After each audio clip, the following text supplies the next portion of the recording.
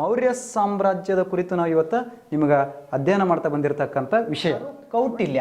ಇಲ್ಲಿದೆ ನೋಡ್ರಿ, ಕೌಟಿಲ್ಯನ ಚಿತ್ರ ಕಾಣ್ತಾ ಇದೆಯಲ್ಲ, ಕೌಟಿಲ್ಯ. ಈ ಕೌಟಿಲ್ಯನ ಸಹಾಯದಿಂದ ಸಾಮ್ರಾಜ್ಯವನ್ನು ಸ್ಥಾಪಿಸ್ತಾ ಬಂದಿರತಕ್ಕಂಥವ್ನು ಯಾರು? ಚಂದ್ರಗುಪ್ತ ಮೌರ್ಯ. ಇಲ್ಲೇ ನೋಡ್ರಿ, ಚಂದ್ರಗುಪ್ತ ಮೌರ್ಯ ಇವನೇ. ಈ ಮೆಗಾಸ್ಥಾನಿಸಿನ ಇಂಡಿಕಾ ಅಂದ್ರೆ ಈ ಭಾವಚಿತ್ರ ಕಂಡು ಬಂದಿದ್ದು ಪ್ಲೀನಿಯ ನ್ಯಾಚುರಲ್ ಹಿಸ್ಟರಿ ಅಂತಕ್ಕಂಥ ಪುಸ್ತಕದಲ್ಲಿ ಇದನ್ನು ಒಳಗೊಂಡಿರ್ತಕ್ಕಂಥ ಭಾವಚಿತ್ರ ಅಂತ ಹೇಳ್ತಾರೆ. ಅಂದ್ರೆ ಎಲ್ಲ ನನ್ನ ಪ್ರೀತಿಯ ಸ್ಪರ್ಧಾ ಮಿತ್ರರಿಗೆ ನಾನು ನಿಮ್ಮ ಪ್ರೀತಿಯ ಮಡಿವಾಳ್ ಸರ್ ಮಾಡುವ ನಮಸ್ಕಾರಗಳು. ಎಲ್ಲ ನನ್ನ ಪ್ರೀತಿಯ ಸ್ಪರ್ಧಾ ಮಿತ್ರರಿಗೆ ಇವತ್ತು ICS ಸ್ಪರ್ಧಾತ್ಮಕ ತರಬೇತಿಗಳ ಅಕಾಡೆಮಿ ಆಗಿರ್ತಕ್ಕಂಥ ಈ ಆನ್ಲೈನ್ ಕ್ಲಾಸಲ್ಲಿ ಫಸ್ಟ್ ವಿಡಿಯೋ ಮಾಡ್ತಾ ಇದ್ದೇನೆ. ನೋಡಿ ಸ್ಪರ್ಧಾ ಮಿತ್ರರೇ, ನಾನು ಫಸ್ಟ್ ವಿಡಿಯೋ ಬೆಸ್ಟ್ ಒಂದು ನಮ್ಮ ಭಾರತ ಇತಿಹಾಸದ ಒಂದು ಬೆಸ್ಟ್ ಯುಗಾತಿಗಳು, ಭಾರತ ಇತಿಹಾಸದಲ್ಲೇ ನಮ್ಮ ಇತಿಹಾಸಕಾರರನ್ನು ಕತ್ತಲೆಯಿಂದ ಬೆಳಕಿನತ್ತ ಕರೆದೋಗಿರ್ತಕ್ಕಂಥ ಒಂದು ಕಾಲ ನಾವು ಏನಂತ ಕರಿತೀವಿ ರೀ? ಮೌರ್ಯರ ಕಾಲ ಅಂತ ಕರಿತೀವಿ.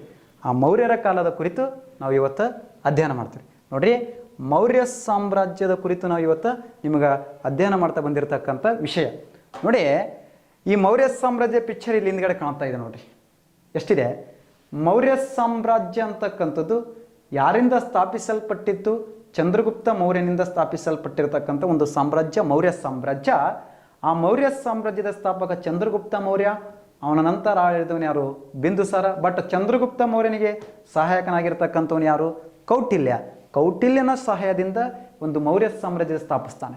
ನೋಡಿ ಸ್ಪರ್ಧಾ ಮಿತ್ರರೇ, ಒಂದು ಭಾರತದ ಒಂದು ಪ್ರಸಿದ್ಧ ಸಾಮ್ರಾಜ್ಯವಾಗಿರ್ತಕ್ಕಂಥ ಮೌರ್ಯ ಸಾಮ್ರಾಜ್ಯದ ಕುರಿತು ನಾವು ಇವತ್ತು ಸಿಂಪಲ್ ಆಗಿ ಚರ್ಚೆ ಮಾಡೋಣ. ಅದರ ಬಗ್ಗೆ ಕೆಲವೊಂದು ವಿಷಯಗಳನ್ನು ನಿಮ್ಗೆ ತಿಳಿಸ್ಕೊಡ್ತೀನಿ, ಆರಾಮ್ಸೆಯಾಗಿ ತಿಳ್ಕೊಡ್ರಿ. ಇವು ಮೂಲತಃ ಈ ಮೌರ್ಯ ಸಾಮ್ರಾಜ್ಯದ ಪಿಲ್ಲರ್ಸ್ಗಳಿದ್ದಂಗೆ ಇವರೆಲ್ಲ. ಚಂದ್ರಗುಪ್ತ ಮೌರ್ಯ, ಬಿಂದುಸಾರ, ಮೌರ್ಯನಿಗೆ ಸಹಾಯಕನಾದವನು ಕೌಟಿಲ್ಯ, ಬಿಂದುಸಾರನ ಮಗನಾಗಿರ್ತಕ್ಕಂಥ ಅಶೋಕ. ಮೌರ್ಯ ಸಾಮ್ರಾಜ್ಯದ ಪ್ರಸಿದ್ಧ ಅರಸ ಯಾರು? ಅಶೋಕ. ಈ ಪ್ರಮುಖವಾಗಿರ್ತಕ್ಕಂಥ ಭಾರತದ ಇತಿಹಾಸದ ಕಾಲದಲ್ಲಿ ಭಾರತದ ಇತಿಹಾಸದ ಒಂದು ಪ್ರಸಿದ್ಧವಾಗಿರ್ತಕ್ಕಂಥ ಸಾಮ್ರಾಜ್ಯ ಮೌರ್ಯ ಸಾಮ್ರಾಜ್ಯ ಅಂತ ಹೇಳ್ತೀವ್ರಿ. ನೋಡಿ, ಸಿಂಪಲ್ ಆಗಿ ನಾನು ನಿಮಗೆ ಅದ್ರ ಬಗ್ಗೆ ತಿಳಿಸ್ತಾ ಬರ್ತೀನಿ. ಮೌರ್ಯ ಸಾಮ್ರಾಜ್ಯದ ವಿಸ್ತೀರ್ಣ ಸಂಪೂರ್ಣವಾಗಿ ಕಾಣ್ತಾ ಬರ್ತೀನಿ ನೋಡ್ರಿ. ನೋಡ್ರಿ, ಮೌರ್ಯ ಸಾಮ್ರಾಜ್ಯದ ವಿಸ್ತೀರ್ಣವನ್ನು ಕಾಣ್ತಾ ಬಂದಿರತಕ್ಕಂಥದ್ದು ನೋಡ್ಕೊತ ಹೋದ್ರೆ, ಈ ಮೌರ್ಯ ಸಾಮ್ರಾಜ್ಯದ ವಿಸ್ತೀರ್ಣದ ಬಗ್ಗೆ ನೋಡ್ತಾ ಬಂದಾಗ ನೋಡ್ತಾ ಇದ್ರೆ ಇದು ಸಂಪೂರ್ಣ ವಿಸ್ತೀರ್ಣ ಕಾಣ್ತಾ ಬರ್ತದೆ ನೋಡ್ರಿ.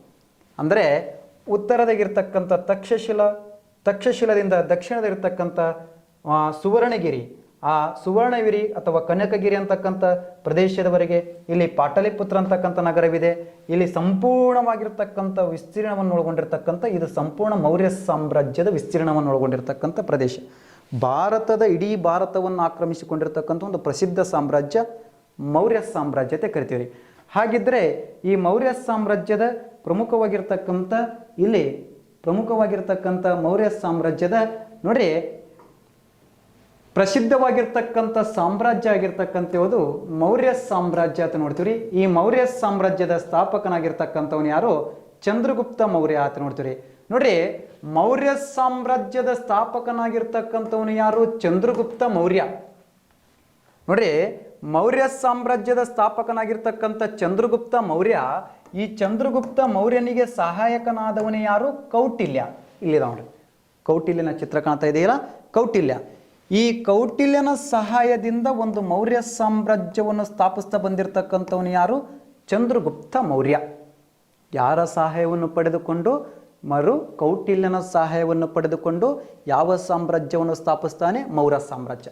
ಈ ಚಂದ್ರಗುಪ್ತ ಮೌರ್ಯ ಸಾಮ್ರಾಜ್ಯ ಸ್ಥಾಪನೆಗೆ ಕೌಟಿಲ್ಯ ಈ ಮೌರ್ಯನನ್ನೇ ಯಾಕೆ ಆಯ್ಕೆ ಮಾಡದಂದ್ರೆ, ನಂದ ಸಂತತಿಯ ಕೊನೆಯ ಅರಸನಾದ ಧನನಂದನಿಂದ ಅವಮಾನಕ್ಕೀಡಾಗಿರ್ತಾನೆ.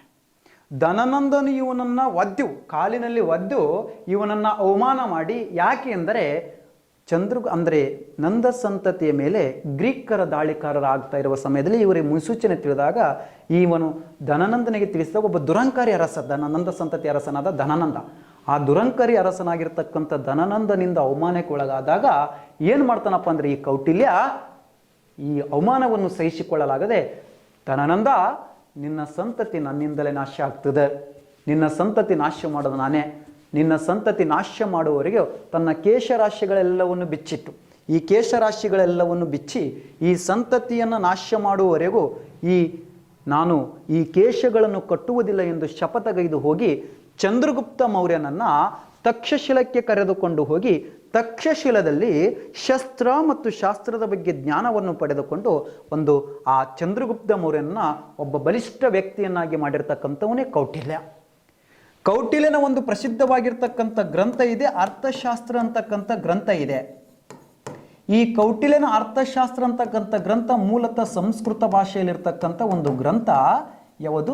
ಅರ್ಥಶಾಸ್ತ್ರ. ಇದು ಈ ಮೌರ್ಯ ಸಾಮ್ರಾಜ್ಯದ ಆಡಳಿತವನ್ನು ಒಳಗೊಂಡಿರ್ತಕ್ಕಂತೆ ಎಂಥ ಆಡಳಿತ ಇದೆ ಅಂತ ಹೇಳ್ತದೆ, ಏಕರೂಪ ಆಡಳಿತವನ್ನು ಒಳಗೊಂಡಿರ್ತಕ್ಕಂಥ ಒಂದು ಸಾಮ್ರಾಜ್ಯ ತಿಳಿದುಕೊಟ್ಟಿದೆ ಈ ಅರ್ಥಶಾಸ್ತ್ರದಲ್ಲಿ. ಅದೇ ರೀತಿ ಮೌರ್ಯರು ಸರ್ವಧರ್ಮ ಸಮಾನರಾಗಿದ್ದರು, ಪಂಚಧರ್ಮಗಳ ಆಶ್ರಯದಾತರಾಗಿದ್ದರು. ಪಂಚಧರ್ಮಗಳ ಆಶ್ರಯದಾತರು ಮೌರ್ಯರು, ಅದು ಸರ್ವಧರ್ಮವನ್ನು ಪಾಲಿಸುತ್ತಿದ್ದರು ಅಲ್ಲಕ ಇದೇ ಗ್ರಂಥದಲ್ಲಿ ಉಲ್ಲೇಖ ಮಾಡಿದ್ದಾನೆ. ಸರ್ವಧರ್ಮ ಸಹಿಷ್ಣುತಾ ಅಂತಕ್ಕಂಥ ಒಂದು ತತ್ವವನ್ನು ಪಾಲಿಸ್ತಕ್ಕಂಥ ಒಂದು ಗ್ರಂಥವಾಗಿರ್ತಕ್ಕಂಥ ಕೌಟಿಲ್ಯನ ಅರ್ಥಶಾಸ್ತ್ರ. ಇದ್ರ ಬಗ್ಗೆ ಆಲ್ರೆಡಿ ನಿಮಗೆ ಗೊತ್ತಿರತಕ್ಕಂಥ ವಿಷಯ ಸ್ಪರ್ಧಾ ಮಿತ್ರರೇ. ಈ ಕೌಟಿಲ್ಯನ ಅರ್ಥಶಾಸ್ತ್ರವನ್ನು ಯಾರು ಪತ್ತೆ ಹಚ್ಚಿದ್ರು ಅಂತಕ್ಕಂಥ ನಿಮ್ಗೆ ಗೊತ್ತಿರತಕ್ಕಂಥ ವಿಷಯನೇ ಸ್ಪರ್ಧಾ ಮಿತ್ರರೇ. ಆರ್ ಶ್ಯಾಮಶಾಸ್ತ್ರಿ ಅಂತಕ್ಕಂಥವರು ಎಲ್ಲಿ ಪತ್ತೆ ಹಚ್ಚಿದ್ರು? ಮೈಸೂರಿನ ಓರಿಯೆಂಟಲ್ ಗ್ರಂಥಾಲಯದಲ್ಲಿ 1905ರಲ್ಲಿ ಪತ್ತೆ ಹಚ್ತಾರೆ. ಎಷ್ಟರಲ್ಲಿ? 1905ರಲ್ಲಿ ಆರ್ ಶ್ಯಾಮಶಾಸ್ತ್ರಿಯ ಅರ್ಥಶಾಸ್ತ್ರ ಅಂತಕ್ಕಂಥ ಗ್ರಂಥವನ್ನು ಪತ್ತೆ ಹಚ್ತಾರೆ. ಇದನ್ನು ರಚಿಸಿದವನು ಯಾರೆಂದರೆ ಇದೇ ಕೌಟಿಲ್ಯ. ನೋಡ್ರಿ, ಕೌಟಿಲ್ಯನ ಪೌರುಷ ನೋಡ್ರಿ ಹೆಂಗಿದೆ, ಕೌಟಿಲ್ಯನ ದೃಷ್ಟಿ ನೋಡ್ರಿ ಹೆಂಗಿದೆ. ಅಂದರೆ ಒಬ್ಬ ಮಹಾನ್ ಸಾಹಿತಿ ಆಗಿದ್ದರೂ ಕೂಡ ಒಂದು ಸಾಮ್ರಾಜ್ಯ ಕಟ್ಟಲೇಬೇಕೆಂಬ ಛಲವನ್ನು ತೊಟ್ಟಿರ್ತಕ್ಕಂಥ ಒಬ್ಬ ಸಾಹಿತಿ, ಅವನ ಪ್ರೇರಣೆಯಲ್ಲಿ ಬೆಳೆದಿರ್ತಕ್ಕಂಥವನೇ ಚಂದ್ರಗುಪ್ತ ಮೌರ್ಯ. ಇವನ ರಚಿಸಿದ ಅರ್ಥಶಾಸ್ತ್ರವು ಸಂಸ್ಕೃತದಲ್ಲಿರ್ತಕ್ಕಂಥ ಆರ್ ಶ್ಯಾಮಶಾಸ್ತ್ರಿ ಮೈಸೂರು ಓರಿಯೆಂಟಲ್ ಗ್ರಂಥಾಲಯ ಪತ್ತೆ ಹಚ್ತಾರೆ. ಪತ್ತೆ ಹಚ್ಚಿ 1909ರಲ್ಲಿ ಇದೇ ಸಂಸ್ಕೃತದಿಂದ ಯಾವ ಭಾಷೆಗೆ ಭಾಷಾಂತರಿಸ್ತಾರೆ ಅಂದರೆ ಇಂಗ್ಲಿಷ್ ಭಾಷೆಗೆ ಭಾಷಾಂತರಿಸ್ತಾರೆ. ಇಲ್ಲಿ ಕೌಟಿಲ್ಯನು ಹೇಳ್ತಾನೆ, ಅರ್ಥಶಾಸ್ತ್ರ ಅಂತಕ್ಕಂಥ ಗ್ರಂಥದಲ್ಲಿ ಹೇಳ್ತಾ ಬರ್ತಾನೆ, ಒಂದು ಸಾಮ್ರಾಜ್ಯದ ನಿರ್ಮಾಣದ ಬಗ್ಗೆ ಮಾಹಿತಿ ಕೊಡ್ತಾ ಬರ್ತಾನೆ. ಒಂದು ಸಾಮ್ರಾಜ್ಯ ಸ್ಥಾಪಿಸ್ಬೇಕಂದ್ರೆ ಮುಖ್ಯವಾಗಿ 7 ಪಿಲ್ಲರ್ಸ್ಗಳು ಬೇಕೇ ಬೇಕಂತ ಹೇಳ್ತಾನೆ. ಎಷ್ಟು? 7. ಈ 7 ಪಿಲ್ಲರ್ಸ್ಗಳು ಇದ್ರೆ ಮಾತ್ರ ಈ ಸಾಮ್ರಾಜ್ಯ ನಿರ್ಮಾಣ ಆಗ್ತದೆ. ಇದು ಇರ್ಲಿಕ್ಕಪ್ಪ ಅಂದ್ರೆ ಆಟಕ್ಕುಂಟು ಲೆಕ್ಕಕ್ಕಿಲ್ಲ ಅನ್ನಂಗೆ ಆಗ್ತದೆ ಇದು ಸಾಮ್ರಾಜ್ಯ. ಇವ್ರು ಇರಲೇಬೇಕು, 7 ಜನ ಪಿಲ್ಲರ್ಸ್ಗಳು ಅವ್ರು ಇದ್ದಾಗ ಮಾತ್ರ ಸಾಮ್ರಾಜ್ಯ, ಇಲ್ಲಾಂದ್ರೆ ಆ ಸಾಮ್ರಾಜ್ಯವೇ ಅಲ್ಲ, ಅದು ಸಾಮ್ರಾಜ್ಯ ನಿಲ್ಲಕ್ಕೆ ಸಾಧ್ಯನೇ ಇಲ್ಲ. ಒಂದು ಸಾಮ್ರಾಜ್ಯ ಬಲಿಷ್ಠವಾಗಿ ನಿಲ್ಲಬೇಕಂದ್ರೆ 7 ಜನ ಬೇಕು. ಅವರು ಒಬ್ಬವ ರಾಜ ಇರಬೇಕು, ಇನ್ನೊಬ್ಬವ ಅಮಾತ್ಯ ಇರಬೇಕು, ಇನ್ನೊಬ್ಬವ ಬಲ ಅಂತಕ್ಕಂಥ ಒಂದು ಸೈನ್ಯ ಇರಬೇಕು, ಅದಕ್ಕೆ ಒಬ್ಬ ಮಿತ್ರ ಏನಿರಬೇಕು, ಅದೇ ರೀತಿ ಒಂದು ಪ್ರದೇಶ ಅಂತಕ್ಕಂಥ ಇರಬೇಕು, ಆ ಪ್ರದೇಶ ಅಂತಕ್ಕಂಥ ಇದ್ರೆ ಅದೇ ರೀತಿ ಕೋಟೆ ಅಂತಕ್ಕಂಥ ಇರಬೇಕು. ಈ ಎಲ್ಲವನ್ನು ನೋಡ್ಕೊಂಡೋಲಕ್ಕೆ ಮುಖ್ಯವಾಗಿ ಏನು ಬೇಕು? ಖಜಾನೆ ಬೇಕು. ಇದನ್ನಿದ್ರೆ ಮಾತ್ರ ಒಂದು ಸಾಮ್ರಾಜ್ಯ ನಿರ್ಮಾಣ ಆಗ್ತದೆ, ಇಲ್ಲಂದ್ರೆ ಸಾಮ್ರಾಜ್ಯ ನಿಲ್ಲಕ್ಕೆ ಸಾಧ್ಯನೇ ಇಲ್ಲ ಅಂತ ಹೇಳ್ತಾನೆ ಯಾರು? ಕೌಟಿಲ್ಯ. ಈ ಕೌಟಿಲ್ಯನ ಅರ್ಥಶಾಸ್ತ್ರವು ಒಂದು ಭವ್ಯವಾಗಿರ್ತಕ್ಕಂಥ ಗ್ರಂಥ. ಇದನ್ನು ಇಂಗ್ಲಿಷ್ ಭಾಷೆಗೆ ಭಾಷಾಂತರಿಸಿದವನು ಯಾರಂದರೆ ಆರ್ ಶ್ಯಾಮಶಾಸ್ತ್ರಿ. ಎಷ್ಟರಲ್ಲಿ ಭಾಷಾಂತರಿಸಿದ? 1909ರಲ್ಲಿ ಭಾಷಾಂತರಿಸ್ತಾನೆ. ಇವನ ನಂತರ ನೋಡ್ರಿ, ಈ ಕೌಟಿಲ್ಯನ ಸಹಾಯದಿಂದ ಸಾಮ್ರಾಜ್ಯವನ್ನು ಸ್ಥಾಪಿಸ್ತಾ ಬಂದಿರತಕ್ಕಂಥವನು ಯಾರು? ಚಂದ್ರಗುಪ್ತ ಮೌರ್ಯ. ಇಲ್ಲೇ ನೋಡ್ರಿ, ಚಂದ್ರಗುಪ್ತ ಮೌರ್ಯ ಇವನೇ ಚಂದ್ರಗುಪ್ತ ಮೌರ್ಯ. ಚಿತ್ರ ಕಾಣ್ತಾ ಇದೆಯಲ್ಲರಿ ಹಿಂದ್ಗಡೆ, ಇದೇ ಚಂದ್ರಗುಪ್ತ ಮೌರ್ಯ. ಈ ಚಂದ್ರಗುಪ್ತ ಮೌರ್ಯನು ಮೂಲತಃ ಬಗ್ಗೆ ಇತಿಹಾಸದಲ್ಲಿ ಬಹಳ ಗೊಂದಲಮಯ ಉಂಟು ಮಾಡಿದ್ದಾರೆ. ಯಾಕೆಂದರೆ ಚಂದ್ರಗುಪ್ತ ಮೌರ್ಯನ ಮೂಲನ ಬಗ್ಗೆ ಇತಿಹಾಸದಲ್ಲಿ ಗೊಂದಲಮಯ ಉಂಟು ಮಾಡ್ತಾ ಇದೆ. ಯಾಕಂದರೆ ಇತಿಹಾಸಕಾರರು ಹೇಳ್ತಾ ಬರ್ತಾ ಇದ್ದಾಗ ನೋಡಿದ್ರೆ, ಮೌರ್ಯ ಸಾಮ್ರಾಜ್ಯದ ಸ್ಥಾಪಕನಾಗಿರ್ತಕ್ಕಂಥ ಚಂದ್ರಗುಪ್ತ ಮೌರ್ಯ ಸಾಮ್ರಾಜ್ಯವನ್ನು ಸ್ಥಾಪಿಸಿ ಏನಪ್ಪ ಅಂದರೆ ಇವನು ಆಡಳಿತ ಮಾಡಿದ್ದು ಯಾವಾಗ ಎಂದು ಕೇಳಿದರೆ ಕ್ರಿಸ್ತಪೂರ್ವ 321ರಿಂದ 300ರವರೆಗೆ ಆಡಳಿತ ಮಾಡ್ತಾನೆ. ಬಟ್ ಕೆಲವೊಂದು ಪಠ್ಯ ಪುಸ್ತಕಗಳ ಅನುಗುಣವಾಗಿ ಕ್ರಿಸ್ತಪೂರ್ವ 323-24ನೇ ಸಾಲಿನಿಂದ 300ರವರೆಗೆ ಇದೆ. ಸರ್ಕಾರಿ ಪಠ್ಯಪುಸ್ತಕದ PUC ಪಠ್ಯಪುಸ್ತಕ ಇದೆ. ಇವನು ಆಡಳಿತ ಅಂದರೆ ಅಧಿಕಾರ ಮಾಡ್ತಾ ಬಂದಿದ್ದು ಇಲ್ಲಿಂದ, ಬಟ್ ಮೌರ್ಯ ಸಾಮ್ರಾಜ್ಯ ಸ್ಥಾಪನೆಯಾಗಿದ್ದು ಇವಾಗ. 321ಕ್ಕೆ ಸ್ಥಾಪಿಸ್ತಾನೆ. ಬಟ್ ಅವ ಈ ಸ್ಥಾಪಿಸ್ಬೇಕಂತೆ ಅವನ ಯುದ್ಧವನ್ನು ಆರಂಭ ಮಾಡಿದ್ದು ಇಲ್ಲಿಂದಲೇ ಸ್ಟಾರ್ಟ್ ಮಾಡಿದ್ದಾನೆ, ಇಲ್ಲಿಂದಲೇ ಆಡಳಿತ ಮಾಡಿದ್ದಾನೆ, ಸ್ಟಾರ್ಟ್ ಮಾಡಿದ್ದಾನೆ. ಬಟ್ ಮೌರ್ಯ ಸಾಮ್ರಾಜ್ಯ ಸ್ಥಾಪಿಸಿ ಒಬ್ಬ ಅರಸನಾಗಿ ಸಿಂಹಾಸನವನ್ನೇರಿ ಆಡಳಿತ ಮಾಡಲಿಕ್ಕೆ ಆರಂಭಿಸಿದ್ದು ಕ್ರಿಸ್ತಪೂರ್ವ 321ರಲ್ಲಿ. ಯಾರು? ಚಂದ್ರಗುಪ್ತ ಮೌರ್ಯ. ಈ ಮೌರ್ಯರ ಮೂಲದ ಬಗ್ಗೆ ತಿಳಿಬೇಕಾದ್ರೆ ನಾವು ನೋಡ್ತೀವಿ, ಮೆಗಸ್ತಾನಿಸಿನ ಇಂಡಿಕಾ ಅಂತಕ್ಕಂಥ ಗ್ರಂಥ ನೋಡ್ತೀವಿ. ಇಲ್ಲ ನೋಡ್ರಿ, ಮೆಗಸ್ತಾನಿಸ್ ನೋಡ್ರಿ, ಮೆಗಸ್ತಾನಿಸಿನ ಇಂಡಿಕಾ ಅಂತಕ್ಕಂಥ ಇದು ಡೈಗ್ರಾಮ್ ಏನಾಗಿದೆ, ಪ್ಲೀನಿಯ ಡೈಗ್ರಾಮ್ ಬಂದಿದೆ. ಇಲ್ಲಿ ಪ್ರಮುಖವಾಗಿರ್ತಕ್ಕಂಥ ಮೆಗಸ್ತಾನಿಸಿದ ಅಂದರೆ ಮೆಗಸ್ತಾನಿಸಿನ ಇಂಡಿಕಾ ಅಂತಕ್ಕಂಥ ಒಂದು ಗ್ರಂಥದಲ್ಲಿ, ಯಾವುದ್ರಿ ಈ ಮೆಗಸ್ತಾನಿಸಿನ ಇಂಡಿಕಾ ಅಂತಕ್ಕಂಥ ಗ್ರಂಥದಲ್ಲಿ ಏನಿದೆಯಪ್ಪ ಅಂದರೆ ಪ್ರಮುಖವಾಗಿರ್ತಕ್ಕಂಥ ಹೇಳ್ತಾ ಇದೆ ಈ ಮೌರ್ಯರ ಬಗ್ಗೆ ತಿಳಿಸ್ತಕ್ಕಂಥ ಒಂದು ಗ್ರಂಥ. ಮೌರ್ಯರ ಸಾಮಾಜಿಕ ಆರ್ಥಿಕ ಶೈಕ್ಷಣಿಕ, ಮೌರ್ಯರ ಸಾಮಾಜಿಕ ಆರ್ಥಿಕ ಶೈಕ್ಷಣಿಕ ಜೀವನದ ಕುರಿತು ತಿಳಿಸ್ತಕ್ಕಂಥ ಒಂದು ಪುಸ್ತಕವಾಗಿರ್ತಕ್ಕಂಥ ಯಾವುದಪ್ಪ ಅಂದರೆ ಮೆಗಸ್ತಾನಿಸಿನ ಇಂಡಿಕಾ. ಈ ಮೆಗಸ್ತಾನಿಸಿನ ಇಂಡಿಕಾ ಅಂದರೆ ಈ ಭಾವಚಿತ್ರ ಕಂಡು ಬಂದಿದ್ದು ಪ್ಲೀನಿಯ ನ್ಯಾಚುರಲ್ ಹಿಸ್ಟರಿ ಅಂತಕ್ಕಂಥ ಪುಸ್ತಕದಲ್ಲಿ ಇದನ್ನು ಒಳಗೊಂಡಿರ್ತಕ್ಕಂಥ ಭಾವಚಿತ್ರ ಅಂತ ಹೇಳ್ತಾರೆ. ಅಂದರೆ ಈ ಮೆಗಸ್ತಾನಿಸನು ಈ ರೀತಿ ಇರ್ತಕ್ಕಂಥ ಮೆಗಸ್ತಾನಿಸ್ ಗ್ರೀಕ್ ದೇಶದಿಂದ ಒಬ್ಬ ರಾಯಭಾರಿಯಾಗಿ ಬಂದಿದ್ದ. ಇವನು ಒಂದು ಗ್ರಂಥವನ್ನು ರಚಿಸಿದ್ದ, ಇಂಡಿಕಾ. ಯಾವುದ್ರಿ? ಇಂಡಿಕಾ. ಇಂಡಿಕಾ ಎಂಬ ಗ್ರಂಥವನ್ನು ರಚಿಸಿರ್ತಕ್ಕಂಥವನು ಯಾರು? ಮೆಗಸ್ತಾನಿಸ್. ಈ ಮೆಗಸ್ತಾನಿಸಿನ ಇಂಡಿಕಾ ಅಂತಕ್ಕಂಥ ಗ್ರಂಥವು ಪ್ರಮುಖವಾಗಿರ್ತಕ್ಕಂಥ ಮೌರ್ಯರ ಸಾಮಾಜಿಕ ಆರ್ಥಿಕ ಶೈಕ್ಷಣಿಕ ಜೀವನದ ಕುರಿತು ತಿಳಿಸ್ತಕ್ಕಂಥ ಒಂದು ಗ್ರಂಥ ಮೆಗಸ್ತಾನಿಸಿನ ಇಂಡಿಕಾ. ನೋಡ್ರಿ, ಈ ಮೆಗಸ್ತಾನಿಸ್ ಮೌರ್ಯ ಸಾಮ್ರಾಜ್ಯದ ಸ್ಥಾಪನೆಗೆ ಸಹಾಯಕವಾಗಿರ್ತಕ್ಕಂಥವನಾದರೆ ಈ ಚಂದ್ರಗುಪ್ತ ಮೌರ್ಯನ ಆಡಳಿತಕ್ಕೆ ಬರ್ತಾನೆ. ಬಟ್ ಅವನ ಆಡಳಿತಕ್ಕೆ ಹೇಗೆ ಬರ್ತಾನೆ ಅನ್ನೋದು ಮುಂದೆ ನೋಡೋಣ. ಮೌರ್ಯರ ಬಗ್ಗೆ ತಿಳಿಯಲು ಸಹಾಯಕವಾದ ಗ್ರಂಥಗಳು ಯಾವುವು ಎಂದು ಕೇಳಿದರೆ ಕೌಟಿಲ್ಯನ ಅರ್ಥಶಾಸ್ತ್ರ, ಮೆಗಸ್ತಾನಿಸನ ಇಂಡಿಕಾ, ವಿಶಾಖದತ್ತನ ಮುದ್ರಾ ರಾಕ್ಷಸದಲ್ಲಿ ಇದರ ನಾಟಕದ ರೂಪದಲ್ಲಿ ಇವರ ಮೌರ್ಯರ ಬಗ್ಗೆ ತಿಳಿಸ್ಕೊಟ್ಟದೆ. ಈ ಮುದ್ರಾ ರಾಕ್ಷಸ ಅಂತಕ್ಕಂಥ ಒಂದು ನಾಟಕವು ಸ್ತ್ರೀಯರ ಪಾತ್ರವಿಲ್ಲದ ಏಕೈಕ ನಾಟಕ ಮುದ್ರಾ ರಾಕ್ಷಸ. ಈ ಮುದ್ರಾ ರಾಕ್ಷಸ ಅಂತಕ್ಕಂಥ ನಾಟಕದಲ್ಲಿ ಮೌರ್ಯರ ಬಗ್ಗೆ ತಿಳಿಸ್ತಾ ಬಂದಿರತಕ್ಕಂಥ ಒಂದು ಗ್ರಂಥ, ಅಂದರೆ ಒಂದು ನಾಟಕದ ರೂಪದಲ್ಲಿ ತಿಳಿಸಿದೆ. ಅದೇ ರೀತಿ ಶ್ರೀಲಂಕಾದ ಬೌದ್ಧ ಸನ್ಯಾಸಿಗಳ ಗ್ರಂಥವಾದ ದೀಪವಂಶ ಮತ್ತು ಮಹಾವಂಶದಲ್ಲಿ ಮೌರ್ಯರ ಆರಂಭಿಕ ಜೀವನ ಮತ್ತು ಅಶೋಕನ ಆರಂಭಿಕ ಜೀವನದ ಕುರಿತು ತಿಳಿಸ್ತಾ ಇದೆ. ಈ ಆಧಾರಗಳಿಂದ ನಾವು ಅಶೋಕನ ಶಾಸನಗಳನ್ನು ಒಳಗೊಂಡಂತೆ ನಾವು ಎಲ್ಲ ಆಧಾರವನ್ನು ಇಟ್ಟುಕೊಂಡು ನಾವು ಮೌರ್ಯರ ಬಗ್ಗೆ ಅಧ್ಯಯನ ಮಾಡ್ತೇವೆ. ಈ ಮೌರ್ಯ ಸಾಮ್ರಾಜ್ಯದ ಸ್ಥಾಪಕನು ಚಂದ್ರಗುಪ್ತ ಮೌರ್ಯನ ಮೂಲದ ಬಗ್ಗೆ ಸರಿಯಾದ ಉಲ್ಲೇಖಗಳು ದೊರೆತಿಲ್ಲ. ಇದೇ ಮುದ್ರಾ ರಾಕ್ಷಸದಾಗ ಹೇಳ್ತಾ ಬಂದಿದ್ದಾರೆ. ಇದೇ ಮುದ್ರಾ ರಾಕ್ಷಸದಲ್ಲಿ ಏನಂತ ಹೇಳಿದಾರಪ್ಪ ಅಂದರೆ ಚಂದ್ರಗುಪ್ತ ಮೌರ್ಯನು ಶೂದ್ರ ವೇಷಕನ್ಯೆಗೆ ಜನಿಸಿದವನು ಎಂದು ಹೇಳಿದ್ದಾರೆ. ಇದೇ ಮುದ್ರಾ ರಾಕ್ಷಸದಾಗ ಹೇಳಿದ ಶೂದ್ರ ವೇಷಕನ್ಯೆಗೆ ಜನಿಸಿದವನು ಚಂದ್ರಗುಪ್ತ ಮೌರ್ಯ ಅಂತ ಹೇಳಿದ್ದಾರೆ. ನೋಡ್ರಿ, ಇನ್ನೋರ್ವ ಸನ್ಯಾಸಿಗಳಾಗಿರ್ತಕ್ಕಂಥ ಬೌದ್ಧ ಸನ್ಯಾಸಿಗಳು ಹೇಳ್ತಾರೆ. ಬೌದ್ಧರು ಹೇಳ್ತಾರೆ, ಏನಂತ ಹೇಳ್ತಾರೆ ಅಂದರೆ ಚಂದ್ರಗುಪ್ತ ಮೌರ್ಯನು ಪಿಪ್ಪಲಿ ವನದ, ಯಾವ ವನದ ರೀ? ಪಿಪ್ಪಲಿ ವನದ ಮೊಯಾರಸ್ ಎಂಬ ಬುಡಕಟ್ಟಿಗೆ ಸೇರಿದವನೆಂದು ಹೇಳಿದ್ದಾರೆ. ಯಾವುದರಲ್ಲಿ? ಬೌದ್ಧ ಸನ್ಯಾಸಿಗಳು ಏನಂತ ಹೇಳಿದ್ದಾರೆ? ಪಿಪ್ಪಲಿ ವನದ ಮೊಯಾರಸ್ ಎಂಬ ಬುಡಕಟ್ಟಿಗೆ ಸೇರಿದ್ದಾನೆ ಎಂದು ಹೇಳಿದ್ದಾರೆ. ಈ ಬೌದ್ಧರು ಹೇಳಿದ್ರ ಜೈನರು ಸುಮ್ಮನೆ ಇರಲ್ರಿ. ಜೈನರು ನಮ್ದೊಂದು ಸ್ವಲ್ಪ ಇರ್ಲತ್ತೆ ಹೇಳ್ತಾರೆ. ನೋಡ್ರಿ, ಏನಂತ ಹೇಳ್ತಾರೆ? ಚಂದ್ರಗುಪ್ತ ಮೌರ್ಯನು ಮೂಲತಃ ಮಯೂರ ಪೋಷಕ ಬುಡಕಟ್ಟಿನ ಜನಾಂಗದ ಒಬ್ಬ ನಾಯಕನ ಮಗ ಎಂದು ಹೇಳುತ್ತಾರೆ. ಯಾರು? ಜೈನರು. ಏನಂತ ಹೇಳ್ತಾರೆ? ಮಯೂರ ಪೋಷಕ ಬುಡಕಟ್ಟಿನ ಒಬ್ಬ ಜನಾಂಗದ ನಾಯಕನಾಗಿರ್ತಕ್ಕಂಥವ್ರು ಯಾರಂದರೆ ಚಂದ್ರಗುಪ್ತ ಮೌರ್ಯ ಅಂತ ಹೇಳ್ತಾರೆ. ಯಾರು? ಜೈನರು. ಜೈನರು ಹಿಂಗೆ ಹೇಳಿದ್ರು, ಬೌದ್ಧರು ಹಿಂಗೆ ಹೇಳಿದ್ರು. ಪುರಾಣಗಳ ಪ್ರಕಾರ ಮತ್ತೆ ಹೇಳ್ತಾರೆ, ಬೇರೆನೇ ಹೇಳ್ತಾರೆ. ಪುರಾಣಗಳ ಪ್ರಕಾರ ಚಂದ್ರಗುಪ್ತ ಮೌರ್ಯನು, ಪುರಾಣಗಳ ಪ್ರಕಾರ ಚಂದ್ರಗುಪ್ತ ಮೌರ್ಯನು ಪುರಾಣಗಳ ಪ್ರಕಾರ ಇವನು ನಂದರಾಜರ ವೇಶ್ಯೆಯಾದ ಮೂರಾ ಎಂಬ ಕನ್ಯೆಗೆ ಜನಿಸಿದವನು ಎಂದು ಹೇಳುತ್ತಾರೆ. ಯಾವ ಕನ್ಯೆಗೆ? ಮೂರಾ ಎಂಬ ಕನ್ಯೆಗೆ ಜನಿಸಿದವನು ಯಾರು ಹೇಳ್ತಾರೆ? ಚಂದ್ರಗುಪ್ತ ಮೌರ್ಯ. ಯಾವ ಮೌರ್ಯ?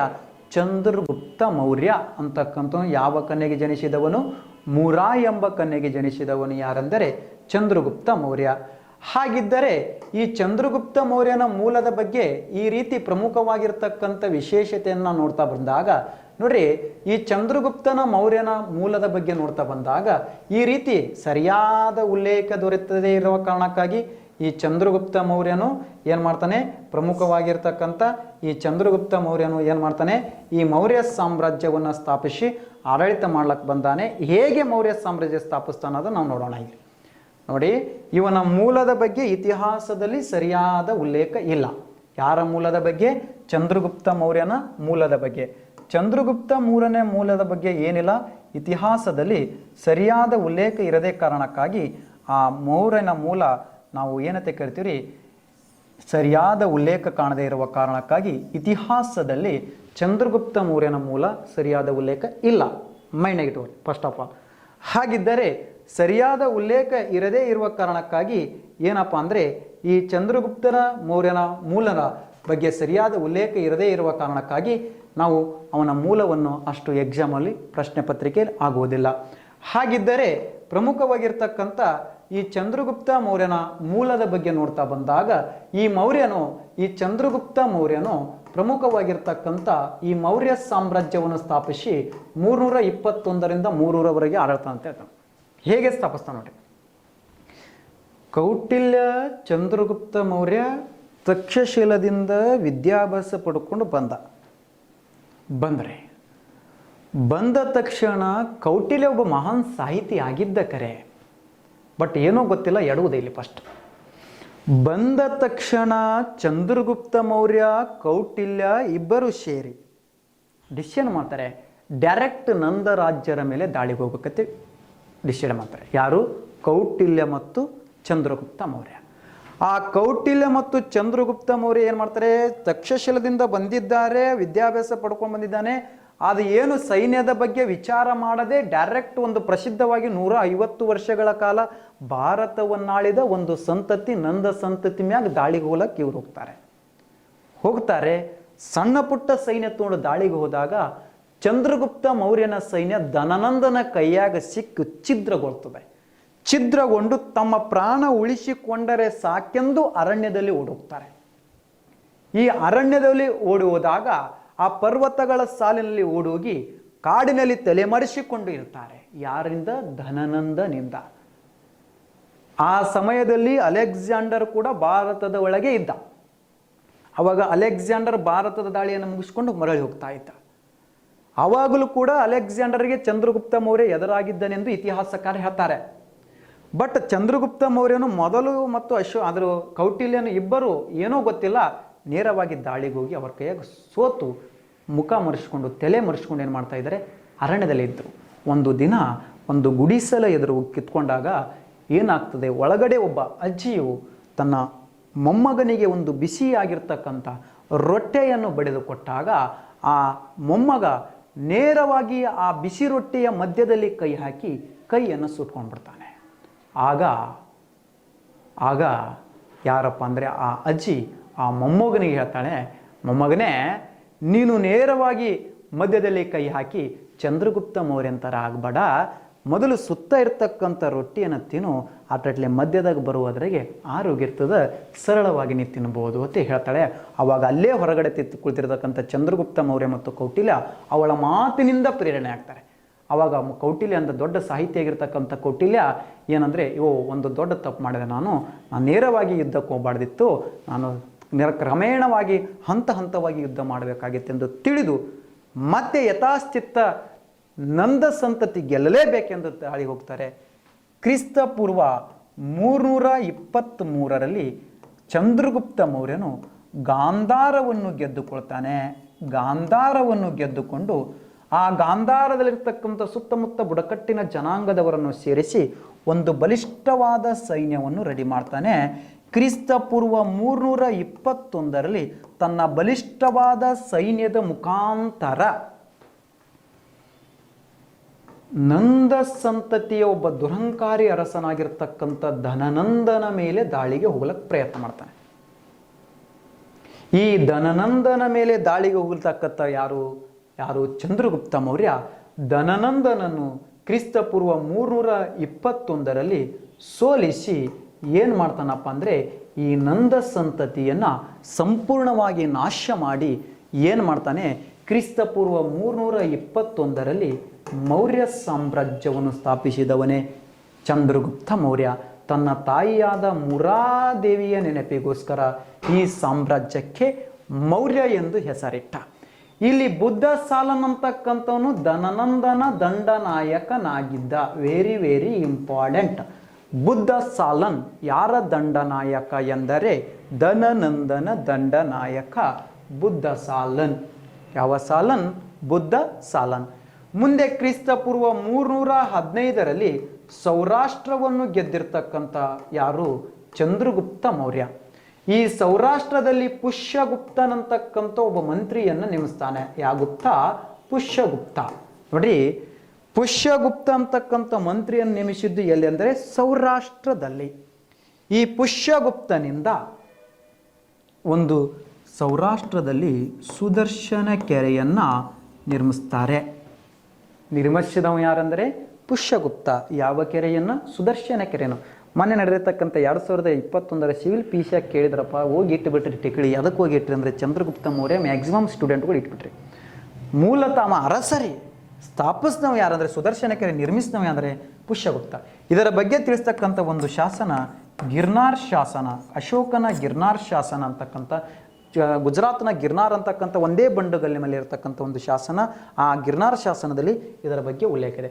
ಸಂಸ್ಕೃತದ ಮೊದಲ ಶಾಸನ ಯಾವುದಂದರೆ ಗಿರ್ನಾರ್ ಅಥವಾ ಜುನಾಗಢ ಶಾಸನ, ಭಾರತದ ಮೊದಲ ಸಂಸ್ಕೃತ ಶಾಸನ. ಮುಂದೆ ಈ ಸೌರಾಷ್ಟ್ರವನ್ನು ಗೆದ್ದ ಕ್ರಿಸ್ತ ಪೂರ್ವ 305ರಲ್ಲಿ ಶಲುಕಸ್ ಯಾರ ಮೇಲೆ ದಾಳಿಗೆ ಬಂದಿದ್ದ ಎಂದರೆ ಚಂದ್ರಗುಪ್ತ ಮೌರ್ಯನ ಮೇಲೆ ದಾಳಿ ಬರ್ತಾನೆ. ಶಲುಕಸ್ ಚಂದ್ರಗುಪ್ತ ಮೌರ್ಯನ ಮೇಲೆ ದಾಳಿಗೆ ಬಂದಾಗ ಕ್ರಿಸ್ತ ಪೂರ್ವ 305ರಲ್ಲಿ ಶಲುಕಸ್ನನ್ನು ಸೋಲಿಸಿ ಅಫ್ಘಾನಿಸ್ತಾನ ಕಂದಹಾರ ಪ್ರದೇಶಗಳನ್ನೆಲ್ಲ ಗೆದ್ದುಕೊತಾನೆ. ಅವಾಗ ಶಲುಕಸ್ ವಿಚಾರ ಮಾಡ್ತಾನೆ, ಈ ಚಂದ್ರಗುಪ್ತ ಮೌರ್ಯನೊಡನೆ ಯುದ್ಧಕ್ಕೆ ನಿಂದ್ರಕ್ಕಿಂತ ಅವನೊಡನೆ ಸಂಬಂಧ ಬೆಳೆಸ್ಬೇಕಂತ ವಿಚಾರ ಮಾಡ್ತಾನೆ. ಯಾರು? ಶಲುಕಸ್. ಅವಾಗ ಶಲುಕಸ್ ಹೇಳ್ತಾನೆ ಮೌರ್ಯ, ಚಂದ್ರಗುಪ್ತ ಮೌರ್ಯ ಅರಸನಾದ ಮಹಾನ್ ಅರಸನಾದ ಮೌರ್ಯ, ನಾನು ನಿನಗೆ ನನ್ನ ಮಗಳಾದ ಹೆಲಿನಾಳನ್ನು ಕೊಟ್ಟು ಮದುವೆ ಮಾಡಿಸುತ್ತೇನೆ ಎಂದು ಹೇಳಿದ. ಅಂದರೆ ತನ್ನ ಮಗಳಾದ ಹೆಲಿನಾಳನ್ನು ಕೊಟ್ಟು ಮದುವೆ ಮಾಡಿಸಿದನು. ಅವಾಗ ಚಂದ್ರಗುಪ್ತ ಮೌರ್ಯ ಫುಲ್ಲು ಖುಷ್. ಯಾಕ? ಗ್ರೀಕ್ ದೇಶದ ಯುವರಾಣಿಯನ್ನು ಮದುವೆಯಾಗಿದ್ದೇನೆ. ಫುಲ್ಲು ಖುಷಿಯಾಗಿರ್ತಕ್ಕಂಥ ಚಂದ್ರಗುಪ್ತ ಮೌರ್ಯ 500 ಆನೆಗಳನ್ನು ಉಡುಗೊರೆಯಾಗಿ ನೀಡ್ತಾನೆ. ಎಷ್ಟು ಆನೆಗಳನ್ನು? 500 ಆನೆಗಳನ್ನು ಉಡುಗೊರೆಯಾಗಿ ನೀಡಿದವ ಯಾರು? ಚಂದ್ರಗುಪ್ತ ಮೌರ್ಯ. ಯಾರೇ? ಚಂದ್ರಗುಪ್ತ ಮೌರ್ಯ ಎಷ್ಟು ಆನೆಗಳಾಗಿ ಉಡುಗೊರೆ ನೀಡ್ತಾನೆ? 500 ಆನೆಗಳನ್ನು ಉಡುಗೊರೆಯಾಗಿ ತೆಗೆದುಕೊಂಡಾಗ ಮೆಗಸ್ತಾನಿಸ್ ಅಂದರೆ ಶಲುಕಸ್ಸನಿಗೆ ಫುಲ್ ಖುಷ್. ಹಳೆ ಅಂತಿಂತೂ 500 ಆನೆ ಕೊಟ್ಟನಪ್ಪ, ಹಳೆ 500 ಆನೆ ಕೊಟ್ಟ, ಹಳೆಗೆ ನಾನು ಏನಾದರೂ ಉಡುಗೊರೆಯಾಗಿ ಏನಾದರೂ ಕಳಿಸ್ಕೊಡ್ಬೇಕು ಅಂದ. ಯಾರು? ಶಲುಕಸ್. ಈ ಶಲುಕಸ್ ಚಂದ್ರಗುಪ್ತ ಮೌರ್ಯನ ಆಸ್ಥಾನಕ್ಕೆ ಒಬ್ಬ ರಾಯಭಾರಿಯನ್ನು ಕಳಿಸ್ತಾನೆ. ಆ ರಾಯಭಾರಿ ಯಾರೆಂದರೆ ಆ ರಾಯಭಾರಿ ಮೆಗಸ್ತಾನಿಸ್. ಯಾಸ್ತಾನಿಸ್? ಮೆಗಸ್ತಾನಿಸ್. ಈ ಮೆಗಸ್ತಾನಿಸ್ ಅಂತಕ್ಕಂಥ ಒಬ್ಬ ರಾಯಭಾರಿಯನ್ನು ಕಳಿಸ್ತಕ್ಕಂಥವನು ಯಾರು? ಚಂದ್ರಗುಪ್ತ ಮೌರ್ಯ. ಈ ಮೆಗಸ್ತಾನಿಸ್ ಅಂತಕ್ಕಂಥ ರಾಯಭಾರಿಯನ್ನು ಕಳಿಸಿದವನು ಯಾರೆಂದರೆ ಚಂದ್ರಗುಪ್ತ ಮೌರ್ಯ. ಯಾರೀ? ಚಂದ್ರಗುಪ್ತ ಮೌರ್ಯ. ಯಾರನ್ನು ಕಳಿಸಿದ್ದಾನೆಂದರೆ ಮೆಗಸ್ತಾನಿಸ್ ಅಂತಕ್ಕಂಥ ರಾಯಭಾರಿನ. ಯಾರ ಆಡಳಿತಕ್ಕೆ ಬಂದಿದ್ದ? ಚಂದ್ರಗುಪ್ತ ಮೌರ್ಯನ ಆಡಳಿತಕ್ಕೆ ಬಂದಿದ್ದ. ಕಳಿಸಿದವನು ಯಾರು? ಶಲುಕಸ್ ನಿಕಿಟನ್. ಈ ಮೆಗಸ್ತಾನಿಸ್ನಿಂದಲೇ ರಚಿಸಲ್ಪಟ್ಟ ಗ್ರಂಥ ಇಂಡಿಕಾ. ಯಾವುದ್ರಿ? ಇಂಡಿಕಾ. ಈ ಇಂಡಿಕಾ ಎಂಬ ಗ್ರಂಥವು ದಕ್ಷಿಣ ಭಾರತದ ಇತಿಹಾಸವನ್ನು ತಿಳಿಯಲು ಸಹಾಯಕವಾದ ಮೊದಲ ಗ್ರಂಥ. ಕೇವಲ ಚಂದ್ರಗುಪ್ತ ಮೌರ್ಯನ ಆಸ್ಥಾನದಲ್ಲಿ ಮಾತ್ರ ಇವ ಇರಲಿಲ್ಲ, ಇವನು ದಕ್ಷಿಣ ಭಾರತದ ಸಂಗಮ ಯುಗಕ್ಕೆ ಕೂಡ ಭೇಟಿ ನೀಡಿದ್ದನು. ಯಾರು? ಮೆಗಸ್ತಾನಿಸ್. ಆದ್ದರಿಂದ ಇಂಡಿಕಾ ಅಂತಕ್ಕಂಥ ಗ್ರಂಥದಲ್ಲಿ ದಕ್ಷಿಣ ಭಾರತದ ಇತಿಹಾಸ ತಿಳಿಯಲು ಸಹಾಯಕವಾಗಿರ್ತಕ್ಕಂಥ ಒಂದು ಗ್ರಂಥ ಅಂತ ಹೇಳ್ಬೋದು. ನೋಡಿ, ಈ ಮೆಗಸ್ತಾನಿಸ್ ಕಳಿಸಿದ್ದಾದರೆ ಚಂದ್ರಗುಪ್ತ ಮೌರ್ಯನ ಆಡಳಿತದಲ್ಲಿ ವೆರಿ ಇಂಪಾರ್ಟೆಂಟ್ ಒಂದು ಸ್ತ್ರೀ ಅಂಗ ರಕ್ಷಣಾ ಪಡೆಯನ್ನೊಳಗೊಂಡ ಭಾರತದ ಮೊದಲ ಅರಸ. ಯಾವ ರಕ್ಷಣಾ ಪಡೆ? ಸ್ತ್ರೀ ಅಂಗ ರಕ್ಷಣಾ ಪಡೆ. ನೋಡಿ, ಚಂದ್ರಗುಪ್ತ ಮೌರ್ಯ ಎಲ್ಲಿಂದ ಕ್ರಿಸ್ತಪೂರ್ವ 321ರಿಂದ 300ರವರೆಗೆ ಮೌರ್ಯ ಸಾಮ್ರಾಜ್ಯವನ್ನು ಸ್ಥಾಪಿಸಿ ಆಡಳಿತ ಮಾಡ್ತಾ ಇರ್ತಾನೆ. ಇಲ್ಲಿವರೆಗೆ ಇಲ್ಲಿದ್ದ ಆಡಳಿತ ಮಾಡುವಾಗ ಸುಮಾರು 12 ವರ್ಷ ಅವನ ಆಡಳಿತದಾಗ ಬರಗಾಲೆ ಬಿದ್ದು ಬಿಡ್ತ್ರಿ. ಅವ ಅಂತಾನ ಚಂದ್ರಗುಪ್ತ ಮೌರ್ಯ, ಏನಪ್ಪ ನಾನು ಅಧಿಕಾರಕ್ಕೆ ಬಂದೆ, ನನ್ನ ಸಾಮ್ರಾಜ್ಯದ ನನ್ನ ಆಡಳಿತ ಬರೀ ಬರಗಾಲ ಬೀಳಕತ್ತಲು, ಏನು ಮಾಡಬೇಕು ಯಪ್ಪ ಜೀವನದಾಗ? ಇಷ್ಟು ಜನರ ನಳಾಟ ನನ್ನ ಕಣ್ಣಿಗೆ ನೋಡೋಕ್ಕಾಗಲ್ಲಾಗ್ಯದ. ಚಂದ್ರಗುಪ್ತ ಮೌರ್ಯ ವಿಚಾರ ಮಾಡ್ತಾನ, 12 ವರ್ಷ ಬರಗಾಲ ಬಿದ್ದದಂದಾಗ ಅವನಿಗೇನು ಹಾಲಾಕತ್ತು? ಜೀವನದಾಗ ಅವನ ಆಡಳಿತದಾಗ ಜಿಗುಪ್ಸೆ ಹಾಲಾಕತ್ತು. ಅವಾಗ ಇವನ ಆಡಳಿತದಾಗ ಒಬ್ಬ ಜೈನ ಮುನಿ ಇದ್ದ, ಭದ್ರಬಾಹು ಅಂತಕ್ಕಂಥವನಿದ್ದ. ಯಾರ ಆಡಳಿತದಲ್ಲಿದ್ದ? ಚಂದ್ರಗುಪ್ತ ಮೌರ್ಯನ ಆಡಳಿತದಾಗಿದ್ದಾರೆ. ತನ್ನ ಆಡಳಿತದಾಗೇ ಚಂದ್ರಗುಪ್ತ ಮೌರ್ಯಗೆ ಜಿಗುಪ್ಸೆ ಆಯಿತು. ಏನಪ್ಪ, ನಾನು ಆಡಳಿತಕ್ಕೆ ಬಂದೆ 20 ವರ್ಷದಿಂದ 22 ವರ್ಷ ತನಕ ಆಡಳಿತ ಮಾಡಿದೆ, ಬಟ್ ನನ್ನ ಆಡಳಿತಕ್ಕೆ ಬರೀ ಬರಗಾಲ ಬಿತ್ತಲು, ನನ್ನ ಜನರಿಗೆ ಕಾಲಕ್ಕೆ ಬರಗಾಲ ಬಿತ್ತಲ್ಲ ನನ್ನ ಆಡಳಿತದಾಗ. ಆವಾಗ ಅವನ ಆಡಳಿತದ ಮೇಲೆ ಅವನಿಗೆ ಜಿಗುಪ್ಸೆ ಆಗಿ ಭದ್ರಬಾಹುವಿನಿಂದ ಪ್ರಭಾವಿತಗೊಂಡು ವೆರಿ ಇಂಪಾರ್ಟೆಂಟ್ ಜೈನ ಧರ್ಮವನ್ನು ಸ್ವೀಕಾರ ಮಾಡ್ತಾನೆ. ಆವಾಗ ತನ್ನ ಇಡೀ ಸಾಮ್ರಾಜ್ಯವನ್ನು ತನ್ನ ಮಗನಾದ ಬಿಂದುಸಾರನಿಗೆ ಬಿಟ್ಟುಕೊಡ್ತಾನೆ. ತನ್ನ ಮಗನಾದ ಬಿಂದುಸಾರನಿಗೆ ಬಿಟ್ಟುಕೊಟ್ಟವನು ಯಾರು? ಚಂದ್ರಗುಪ್ತ ಮೌರ್ಯ. ಯಾರು? ಚಂದ್ರಗುಪ್ತ ಮೌರ್ಯ ತನ್ನ ಸಂಪೂರ್ಣ ಆಡಳಿತವನ್ನು ಮಗನಾದ ಬಿಂದುಸಾರನಿಗೆ ಬಿಟ್ಟುಕೊಟ್ಟು ಇದೇ ಭದ್ರಬಾಹುವಿನಿಂದಲೇ ಪ್ರಭಾವಿತಗೊಂಡು ಜೈನ ಧರ್ಮವನ್ನು ಸ್ವೀಕಾರ ಮಾಡಿ ಕರ್ನಾಟಕದ ಶ್ರವಣಬೆಳಗೊಳ ಅಂತಕ್ಕಂಥ ಪ್ರದೇಶಕ್ಕೆ ಅಂತಕ್ಕಂಥ ಪ್ರದೇಶಕ್ಕೆ ಬಂದು ಆ ಶ್ರವಣಬೆಳಗೊಳದ ಒಂದು ಬೆಟ್ಟ ಗುಡ್ಡಗಳ ಸಾಲಿನಲ್ಲಿ ಹೋಗಿ ಜ್ಞಾನಕ್ಕೆ ಕುಳಿತುಬಿಡ್ತಾರೆ ಇಬ್ಬರು, ಭದ್ರಬಾಹು ಮತ್ತು ಚಂದ್ರಗುಪ್ತ ಮೌರ್ಯ. ಕೊನೆಗೆ ಚಂದ್ರಗುಪ್ತ ಮೌರ್ಯ ಅಂತನ, ಯಾಕ ನನ್ನ ಜೀವನ ಸಾಕಾಗಿಬಿಟ್ಟದ ಗುರು, ಏನು ಮಾಡಲು ಗೊತ್ತಾಗಲ್ಲ. ಸಾಕಾಗ್ಯದಂದ್ರೆ ಯಾಕೆ ಇರ್ತೀಯಪ್ಪ? ನಮ್ಮ ದೇಹ ತ್ಯಾಗ ಮಾಡ್ಲಕತ್ತೆ ಒಂದು ರಥ ಅದ ಜೈನರದಾಗ, ಅದೇ ರಥ ಸಲೇಖನ ಅಂತಕ್ಕಂಥ ರಥ ಇದೆ, ತ್ಯಾಗ ಮಾಡಿಬಿಡು ದೇಹ. ಇದ್ದರೆ ಏನು ಮಾಡ್ತಿ? ಜೀವನನೇ ಜಿಗುಪ್ಸೆ ಆಗ್ಯದ ಮತ್ತು ಸಾಕಾಗ್ಯದ ಕೇಳ್ತಿ. ಚಂದ್ರಗುಪ್ತ ಮೌರ್ಯಾಗ ಏನು ಮಾಡ್ತಾನೆ, ಕೊನೆಗೆ ಜೈನರ ಪವಿತ್ರವಾಗಿರ್ತಕ್ಕಂಥ ಒಂದು ರಥ ಸಲ್ಲೇಖನ ಅಂತಕ್ಕಂಥ ರಥ ಅಂತ ಬರ್ತದೆ. ಈ ಸಲ್ಲೇಖನ ಅಂತಕ್ಕಂಥ ರಥವನ್ನು ಆಚರಿಸಿದ ಚಂದ್ರಗುಪ್ತ ಮೌರ್ಯ ಬೆಟ್ಟ ಗುಡ್ಡಗಳ ಸಾಲಿನಲ್ಲಿ ಸುಮಾರು ಈ ರಥ ಸುಮ್ಮನೆ ಎಗ್ದು ಮಿಸ್ ಆಯದಲ್ರಿ.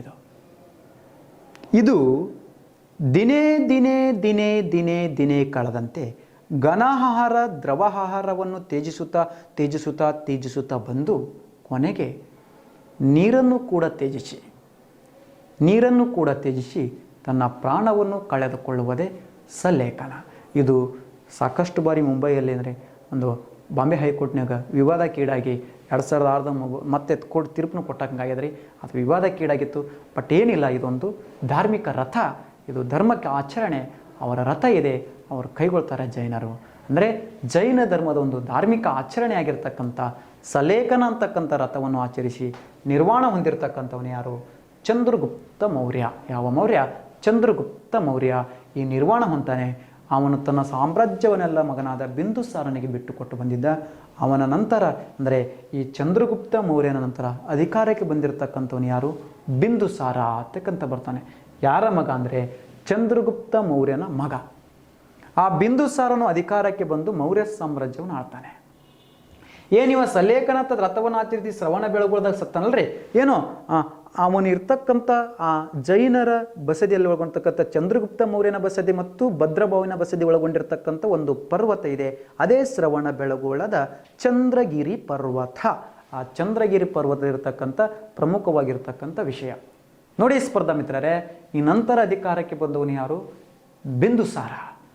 ಇವನ ಮಗ, ಇವನು ಸೆಂಚುರಿ ಸ್ಟಾರ್ ಅಂದರೂ ಪರವಾಗಿಲ್ಲ, ಅಂದರೆ ಪ್ರಸಿದ್ಧವಾಗಿ ಆಳ್ತಾ ಇತ್ತು ಬರ್ತಾರೆ ಚಂದ್ರಗುಪ್ತ ಮೌರ್ಯ ನಂತರ ಬಿಂದುಸಾರ. ಬಟ್ ಇವೊಬ್ಬ ಸೆಂಚುರಿ ಸ್ಟಾರ. ಯಾಕೆ ಸೆಂಚುರಿ ಸ್ಟಾರ್ ಅಂದನು ಮಡಿವಾಳ ಮಾಸ್ತಾರ ಅನ್ನೋದನ್ನು ನೆಕ್ಸ್ಟ್ ಸೆಕ್ಷನ್ದಾಗ ನೋಡೋಣ. ಈಗ ಈ ಚಂದ್ರಗುಪ್ತ ಮೌರ್ಯನ ಸಾಮ್ರಾಜ್ಯದ ಮೌರ್ಯ ಸಾಮ್ರಾಜ್ಯದ ಸ್ಥಾಪಕ ಚಂದ್ರಗುಪ್ತ ಮೌರ್ಯನ ಬಗ್ಗೆ ನಾವು ತಿಳ್ಕೊಂಡೆವು. ಈ ನಂತರ ಇವನ ಮಗ ಬಿಂದುಸಾರ ಬರ್ತಾನ, ಅವನ ಮಗ ಅಶೋಕ ಬರ್ತಾನ, ಅವನ ಮಕ್ಕಳು ಭಾಳ ಜನ ಇರ್ತಾರೆ. ಅದಕ್ಕೆ ಸೆಂಚುರಿ ಸ್ಟಾರ್ ಅಂತ ಹೇಳಿದೆ ನಾನು. ಯಾಕೆ ಸೆಂಚುರಿ ಸ್ಟಾರ್ ಅಂದ ನಮ್ಮ ಮಡಿವಾಳ ಮಾಸ್ತಾರ ಅನ್ನೋದು ನೆಕ್ಸ್ಟ್ ಸೆಕ್ಷನ್ದಾಗ ನೋಡಾಕತ್ರಿ. ಈಗ ಇಲ್ಲಿಗೆ ಈ ತರಗತಿಯನ್ನು ನಾನು ಮುಕ್ತಾಯಗೊಳಿಸುತ್ತಿದ್ದೇನೆ.